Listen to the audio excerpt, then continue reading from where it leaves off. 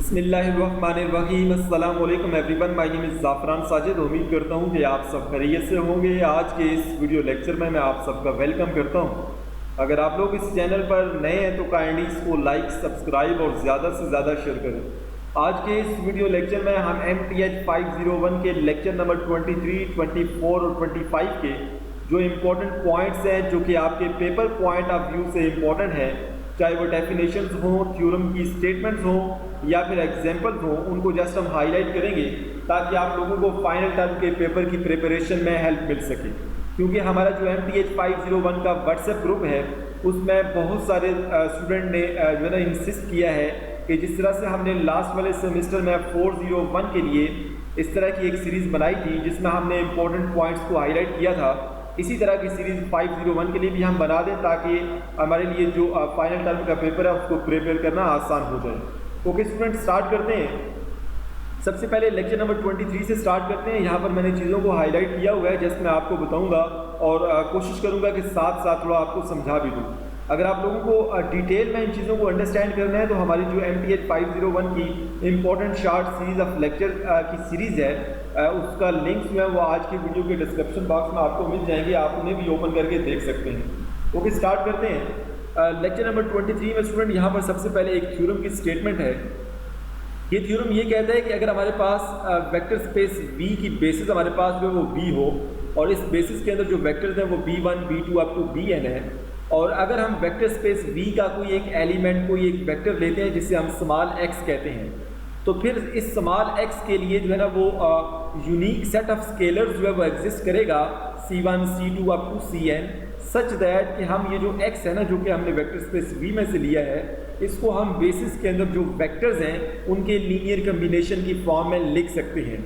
और ये जो हमारे पास x is equal to C1 B1 plus, यहाँ पे ये कॉमन नहीं आता, ये प्लस आता है, plus C2 B2 plus C3 B3 up to so on plus Cn Bn। ये जो हमारे पास, जिसको हमने इक्वेशन 1 बोला है, ये जो हमारे पास लीनियर कम्बिनेशन है, इसमें राइट हैंड साइड पे जो C1 C2 up to Cn है, ये स्टूडेंट्स ये यूनिक सेट ऑफ स्केलर्स हैं जिसे हम weights of this linear combination कहते हैं। ओके, अच्छा, अब हम इसी थ्योरम की स्टेटमेंट को अपने जहन में रखेंगे और यहाँ पर एक डेफिनेशन बनती है जिसे कहते हैं B कोऑर्डिनेट्स ऑफ x। ये जो C1 C2 up to Cn है स्टूडेंट, यहाँ पे कॉमा नहीं आता, प्लस आता है, मैं बार बार बता रहा हूँ आपको, ये टाइपिंग मिस्टेक है। तो हमारे पास ये जो C1 C2 up to Cn है, इन्हें हम कहते हैं B coordinates of x। Okay, इस डेफिनेशन को भी मैं पढ़ लेता हूँ। Suppose that the set B जिसके अंदर B1 B2 up to Bn हमारे पास वेक्टर्स हैं, is the basis for V। ये हमारे पास किसी वेक्टर स्पेस V की बेसिस है और x हमारे पास जो वेक्टर स्पेस V का कोई एलिमेंट है। द कोऑर्डिनेट्स ऑफ x, अब जो कोऑर्डिनेट्स ऑफ x है या जिन्हें हम B कोऑर्डिनेट्स ऑफ x भी कह सकते हैं, क्योंकि हमारे पास यहाँ पे बेसिस B है तो तभी मैं B कोऑर्डिनेट्स ऑफ x का नाम ले रहा हूँ बार बार। The coordinates of x relative to the basis B, या जिसे हम B कोऑर्डिनेट्स ऑफ x भी कह सकते हैं, are the weights C1 C2 up to Cn such that x is equal to C1 B1 plus C2 Bn B2 plus C3 B3 up to so on Cn Bn। Okay, तो ये हमारे पास जो C1 से लेके Cn तक जो weights हैं, इन्हें ही हम B कोऑर्डिनेट्स ऑफ x कहते हैं। ओके, अब नीचे जो एग्जांपल्स हैं स्टूडेंट, इसमें हमने जो है ना इन्हीं बाजू का जो है ना ये B कोऑर्डिनेट्स ऑफ x हमने फाइंड करने होंगे। मैं आपको बता देता हूँ उस हवाले से भी। एग्जाम्पल पर जाने से पहले यहाँ पर एक नोट है स्टूडेंट कि हमारे पास ये जो B कोऑर्डिनेट्स ऑफ x है ना, C1 से लेके Cn तक, ये Rn से बिलोंग करते हैं और इसको हम इस फॉर्म में लिख सकते हैं, कॉलम मैट्रिक्स फॉर्म में लिख सकते हैं, या जिसे हम वेक्टर भी कह सकते हैं।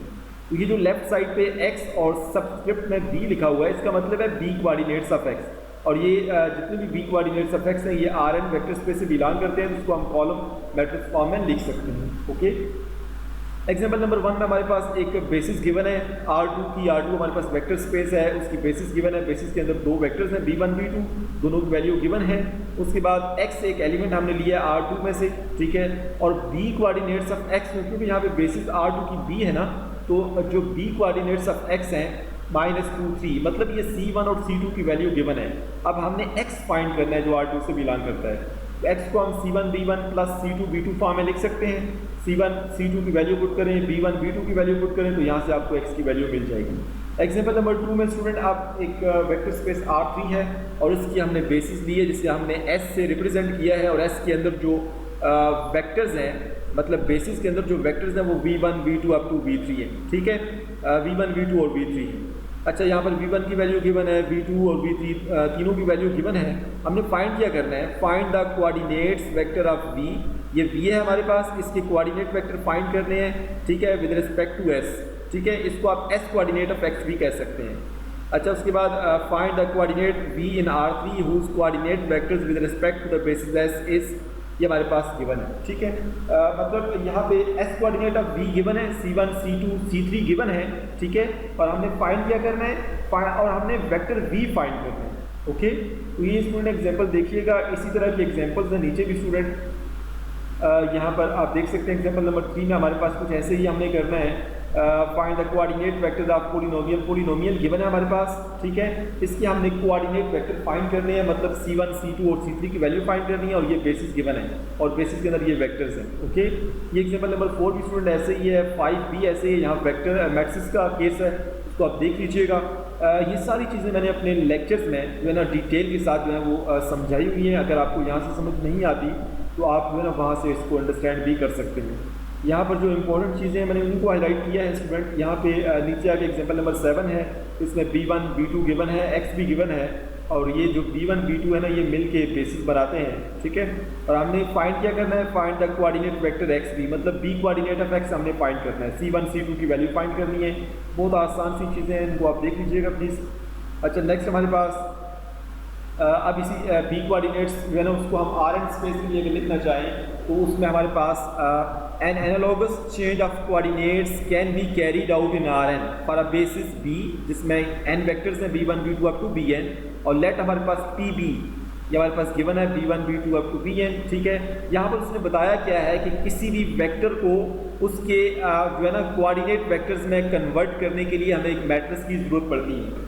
मैं दोबारा से बोलता हूँ, किसी भी वेक्टर को उसके b कोऑर्डिनेट्स में या कोऑर्डिनेट वेक्टर्स में कन्वर्ट करने के लिए एक मैट्रिक्स हमें चाहिए होता है, जिसे हम pb कहते हैं, ठीक है, चेंज ऑफ कोऑर्डिनेट्स भी इसको कह सकते हैं। यहाँ पर आपको ये चीज़ नज़र आ रही है, x इज इक्वल टू, पहले इसको हम देख लेते हैं। x हमें पता है कि c1 b1 प्लस c2 b2 up to cn bn form में हम लिख सकते हैं अगर हमारे पास जो है ना ये b जो है Rn वेक्टर स्पेस की बेसिस हो, ठीक है, और x हमारे पास Rn के अंदर से हम कोई एलिमेंट लें तो फिर x को इन बेसिस के अंदर जो वेक्टर्स हैं उनके लीनियर कम्बिनेशन की फॉर्म में लिख सकते हैं। यहाँ पर ये जो राइट हैंड साइड है स्टूडेंट, ये हमारे पास product of matrix and vector है, ठीक है।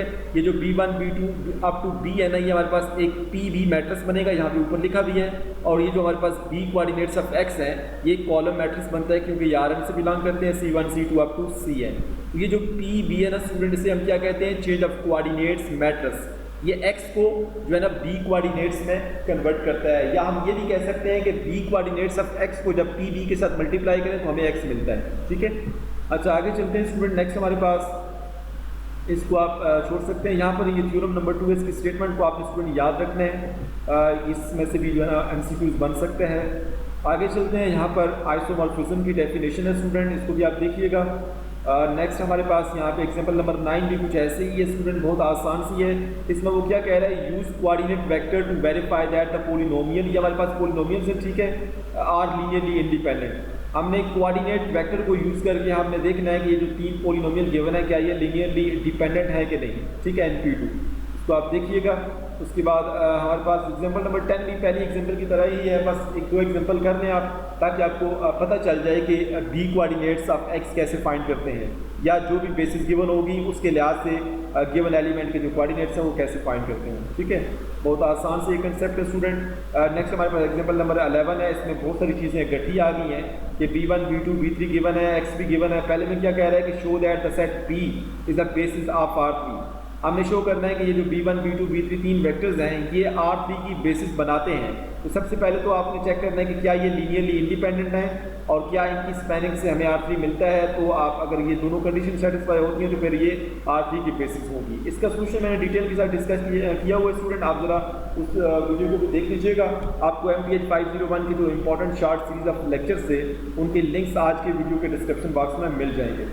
आगे चलते हैं स्टूडेंट। नेक्स्ट हमारे पास जो इम्पोर्टेंट चीज़ है वो अभी हम बात करेंगे लेक्चर नंबर 24 की। इसमें dimension of A vector space के बारे में बात की गई है।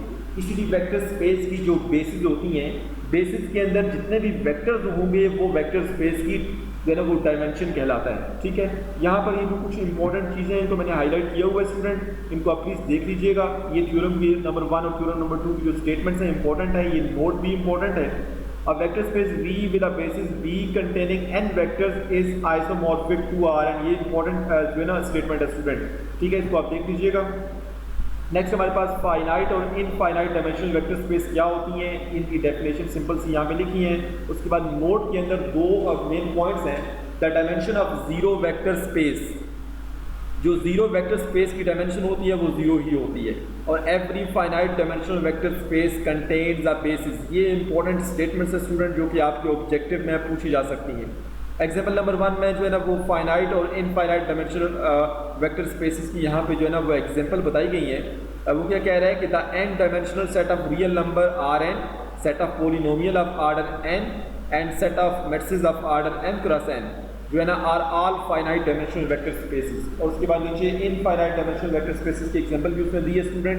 एग्जांपल नंबर 2 भी आप देख लीजिएगा। ठीक है, R2 की डायमेंशन 2 होती है क्योंकि इसकी बेसिस के अंदर 2 वेक्टर्स होते हैं। R3 की जो डायमेंशन होती है वो 3 होती है क्योंकि उसकी बेसिस के अंदर 3 वेक्टर्स होते हैं। ठीक है, यहाँ पर जो आई जे है ना ये R2 की स्टैंडर्ड बेसिस होती है, आई जे के होगा वो R3 की स्टैंडर्ड बेसिस होंगी एंड सो ऑन। ठीक है, यहाँ पे नीचे लिखा भी है, इसको आप देख लें। और यहाँ पर आप देख सकते हैं कि R3 की जो डायमेंशन है वो 3 के बराबर है क्योंकि इसकी बेसिस के अंदर ये 3 वेक्टर्स हैं। ये स्टैंडर्ड बेसिस है R3 की, इसके अलावा कोई जो बेसिस है उनके अंदर भी 3 वेक्टर्स ही होंगे। ठीक है, तो यहाँ पे Rn की जो बेसिस है E1 E2 up to En, ये E1 की वैल्यू है, E2 E3 ये आपसे ऑब्जेक्टिव में पूछा जा सकता है। ठीक है, उसके बाद यहाँ पे नीचे लिखा भी है स्टूडेंट कि हमारे पास जो Rn की बेसिस होती हैं स्टैंडर्ड बेसिस वो यही होती है। ठीक है, इसको आप देख लीजिएगा। नेक्स्ट हमारे पास यहाँ पे कुछ एग्जांपल लिखी हैं जो बी और सी पार्ट है। इसी चीज़ को यहाँ पर उसने नोट फॉर्म में लिख दिया है। 3 पॉइंट्स हैं कि Rn की डायमेंशन n के बराबर होती है, उसके बाद Pn की डायमेंशन n+1 के बराबर होती है, और m क्रॉस n आर्डर का जो मैट्रिक्स m होता है उसकी डायमेंशन m × n होती है। ठीक है, मतलब रोज और कॉलम को मल्टीप्लाई करेंगे तो हमारे पास जो उसकी डायमेंशन आ जाएगी। उसके बाद यहाँ पर स्टूडेंट एग्जाम्पल नंबर 3 में वो क्या कह रहा है कि हमारे पास W हमारे पास सब स्पेस है सेट ऑफ R 2 + 2 मैट्रिसेस की, जिसको हम किस तरह से डिफाइन करते हैं, इसकी डायमेंशन हमने बतानी है। इसका सोल्यूशन मैंने डिटेल के साथ डिस्कस किया है, जरा इस एग्जाम्पल को देख लीजिएगा। ओके, आगे मूव करते हैं। नेक्स्ट हमारे पास स्टूडेंट ये एग्जाम्पल भी ऐसे ही है, एग्जाम्पल नंबर 4। ठीक है, इसको आप बेशक छोड़ दें, इसको रहने दें। एग्जाम्पल नंबर 5 की बात कर लेते हैं। हमने हमारे पास एक H गिवन है, ठीक है, जो कि सब स्पेस है, और इसकी हमारे पास यहाँ पे A B C और D जो है रियल नंबर्स हैं। इसकी डायमेंशन हमने बतानी है स्टूडेंट, बहुत आसान सा है ये। यहाँ पे जो मैट्रिक्स लिखा हुआ है कॉलम मैट्रिक्स, यहाँ पे आपने इस तरह तोड़ के लिखना है। तो ये जो V1 V2 V3 V4 बनते हैं, इसमें से वो कह रहा है कि clearly V1 does not equal to 0, V2 is not a multiple of V1 but V3 is the multiple of V2। By the spanning set theorem we may discard V3, या V3 को आप ख़त्म भी कर सकते हैं। तो बाकी जो V1 V2 और V4 बनेंगे वो हमारे पास जो है वो बेसिस होंगी। ठीक है, ये लीनियरली इंडिपेंडेंट होंगे, और वो 3 वेक्टर्स हैं तो हमारे पास H की जो डायमेंशन होगी वो 3 होगी। इसको आप देख लीजिएगा। यहाँ पे कुछ डेफिनेशंस हैं। ठीक है, डायमेंशनल सबस्पेसेस क्या होती हैं, 1 dimensional subspaces, 2 dimensional subspaces, 3 dimensional subspaces, इनकी डेफिनेशन आपको आनी चाहिए।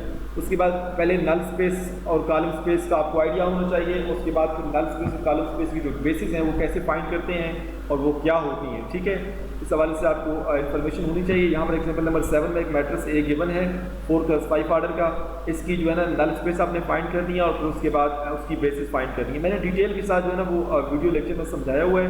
यहाँ से समझना है तो डिस्क्रिप्शन में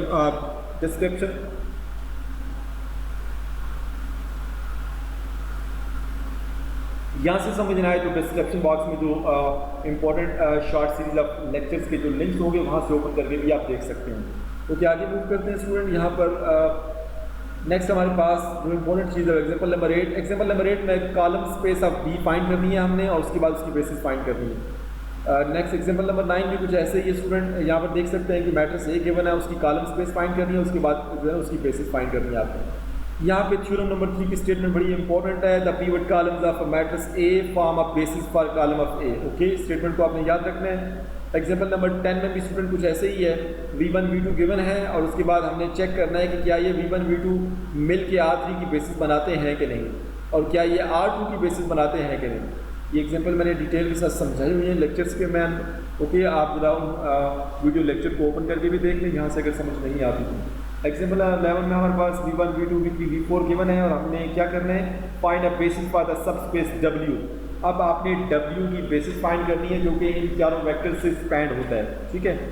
उसके बाद हमारे पास यहाँ पे इसको आप छोड़ दें बेशक। नेक्स्ट हमारे पास स्टूडेंट यहाँ पे आगे मूव करते हैं। इसमें कोई इंपॉर्टेंट चीज़ नहीं है, मुझे कोई इंपॉर्टेंट चीज़ नहीं लगी स्टूडेंट। यहाँ पे थ्योरम नंबर 5 की स्टेटमेंट आपने याद रखनी है, ठीक है। बड़ी इंपॉर्टेंट स्टेटमेंट है ये कि अगर हमारे पास कोई वेक्टर स्पेस V हो और उसकी सब स्पेस H हो तो जो H की डायमेंशन है वो लेस देन इक्वल टू होगी V की डायमेंशन से, ओके। अच्छा, उसके बाद थ्योरम नंबर 5 की स्टेटमेंट भी आपने स्टूडेंट याद रखनी है। नेक्स्ट हमारे पास नल स्पेस और कॉलम स्पेस की जो डायमेंशन होती है, सबसे पहले इसकी बेसिस आपने ऊपर सीख लिया कि कैसे फाइंड करते हैं और बेसिस के अंदर जो वेक्टर्स होंगे वही बेसिकली हमें डायमेंशन के बारे में बताएंगे। यहाँ पर एग्जाम्पल नंबर 15 में एक मैट्रिक्स A गिवन है और इसकी नल स्पेस और कॉलम स्पेस आपने फाइंड करनी है और उसके बाद बेसिस फाइंड करनी है और बेसिस के अंदर जो वेक्टर्स होंगे वही बेसिकली हमें डायमेंशन का बताएंगे। आगे मूव करते हैं स्टूडेंट। नेक्स्ट हमारे पास एक्सरसाइज है, इसको आप छोड़ दें बेशक। उसके बाद लेक्चर नंबर 25 में रैंक का कंसेप्ट है। रैंक क्या होता है, हमने इंटर लेवल पे पढ़ा हुआ है कि number of non zero rows left after row reduced echelon form, this is called rank of that matrix, ठीक है। ये सिंपल सी डेफिनेशन है। तो यहाँ पर हमारे पास सबसे पहले तो रो स्पेस आपको पता होना चाहिए। किसी भी मैट्रिक्स के अंदर जो रोज होती हैं उनके जितने भी पॉसिबल लीनियर कम्बिनेशन बन सकते हैं वो एक जो है ना रो स्पेस बनाते हैं। एग्जाम्पल नंबर 1 में थोड़ा सा बताया हुआ है, सिंपल सी एग्जाम्पल है, ठीक है। उसके बाद थ्योरम नंबर 1 है, यहाँ पर इसकी स्टेटमेंट स्टूडेंट बड़ी इंपॉर्टेंट है, इसको आप देखिएगा। थ्योरम नंबर 2 की स्टेटमेंट भी आपने देखनी है स्टूडेंट। नेक्स्ट हमारे पास एग्जाम्पल नंबर 2 है, ये रो और कॉलम स्पेस की जो बेसिस है वो आपने बतानी है कैसे फाइंड करते हैं। नेक्स्ट हमारे पास जो चीज़ इंपॉर्टेंट है स्टूडेंट वो हमारे पास यहाँ पे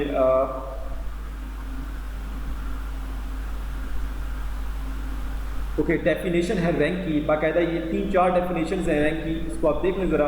the rank of A is the dimension of the column space of A, ये भी हो सकती है। Since row space of A is the same as column of A transpose, column space of A transpose, the dimension of the row space of A is the rank of A transpose, okay. उसके बाद dimension of the null space is sometime called the nullity of A, ये definition भी हो सकती है। Theorem number 3 की हमारे पास जो स्टेटमेंट है उसमें नीचे जो फार्मूला लिखा है, rank of A plus dimension of null space of A is equal to n, बड़ा इंपॉर्टेंट है। इसी जो है ना इक्वेशन को यूज़ करके नीचे यहाँ पे एग्जांपल नंबर 6 है स्टूडेंट, बहुत आसान सी एग्जांपल है, इसको सोल्यूशन मैंने जो है डिटेल के साथ समझाया हुआ है। ओके, आगे मूव करते हैं। नेक्स्ट हमारे पास स्टूडेंट यहाँ पे एग्जांपल नंबर 9 है, मैट्रिक्स ए गिवन है 4 क्लास 6 ऑर्डर का, इसका रैंक आपने फाइंड करना है और न्यूलिटी फाइंड करनी है स्टूडेंट। मैंने डिटेल के साथ समझाया हुआ है, कोई एक एग्जांपल कर लें ताकि आपको चीज़ों का अंदाज़ा हो जाए। एग्जांपल नंबर 10 भी एग्जांपल नंबर 9 की तरह ही है स्टूडेंट, 9 कर लें आप, 10 की जरूरत नहीं होगी। ओके, नेक्स्ट हमारे पास यहाँ पे ये जो थ्योरम है इसको मैंने हाईलाइट नहीं किया स्टूडेंट, इसको मैं हाईलाइट कर देता हूँ। If A is an n cross n matrix, then rank of A जो है ना वो number of leading variables in the solution of X is equal to 0 होगा और न्यूलिटी ऑफ A की डेफिनेशन भी यहाँ पे लिखी है। अच्छा, उसके बाद यहाँ पे इस थ्योरम नंबर 4 की स्टेटमेंट को यूज़ करते हुए जो है ना एग्जाम्पल नंबर 11 उसको सॉल्व की है, 1-2 स्टेप के अंदर हो जाती है, बहुत आसान सी है, देखिएगा। और नेक्स्ट एग्जाम्पल जो है इसको भी आप देख लीजिएगा, ये भी इस थ्योरम को यूज़ करके ये हमने की है, ओके। उसके बाद ये थ्योरम नंबर 5 इसकी स्टेटमेंट बड़ी इंपॉर्टेंट है कि किसी भी मैट्रिक्स का जो है ना रैंक उसके ट्रांसपोज के रैंक के बराबर होता है, ठीक है। उसके बाद यहाँ पे नेक्स्ट हमारे पास रैंक और इन्वर्टिबल मैट्रिक्स थ्योरम के दरमियान जो रिलेशन है उसको यहाँ पे in the form of theorem number 6 जो है उसने एक्सप्लेन किया हुआ है। इन 4-5 पॉइंट्स को या 6 पॉइंट को आपने गौर से जो है ना अंडरस्टैंड करना है, ठीक है। और नेक्स्ट हमारे पास स्टूडेंट यहाँ पे कोई भी चीज़ इंपॉर्टेंट नहीं है, यस, ओके। ये थी हमारे पास MTH 501 के लेक्चर नंबर 23 से लेके 25 तक जो इम्पोर्टेंट पॉइंट्स हैं, चाहे वो डेफिनेशन थी, थ्योरम की स्टेटमेंट्स थी, फार्मूला से या एग्जांपल थी, उनको मैंने आपको बता दिया स्टूडेंट। आपने इनको सही तरह से करना है, अभी आपके पास जो है ना वो 4-5 दिन है, आप सही तरह से इनको अंडरस्टैंड करें। अगर आपको उनको समझ नहीं आता, कोई भी पॉइंट समझ नहीं आता, आज तो मैंने जो है ना वो MTH 501 के लिए पूरी एक सीरीज़ बनाई थी लेक्चर्स की, ठीक है। उसमें सारी चीज़ें मैंने डिटेल के साथ जो है ना वो डिस्कस की हुई हैं। फिर भी अगर आपको समझ नहीं आता तो हमारा जो MTH 501 का व्हाट्सएप ग्रुप है, आप उसको ज्वाइन करें, उसमें क्वेश्चनिंग करें, इंशाल्लाह आपको इंस्टेंटली हम रिप्लाई करेंगे। अगर आप लोगों को ये वीडियो पसंद आई है तो काइंडली इस वीडियो को लाइक करें, मेरे चैनल को सब्सक्राइब करें और उससे ज़्यादा से ज़्यादा शेयर करें। Thank you so much for watching my video.